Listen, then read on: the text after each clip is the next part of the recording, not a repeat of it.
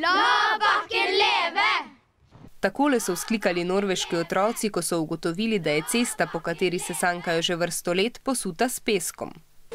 Så lagde vi et skilt, så satt vi det her, og så håpte vi bare på at den ikke skulle strø.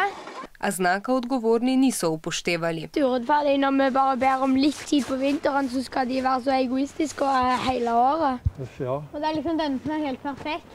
Vendar se lokalna oblast z otroki ni strinjala, saj je menila, da je sankališče prenevarno. Vsako leto se na Norveškem pri sankanju na cestah namreč poškoduje veliko otrok.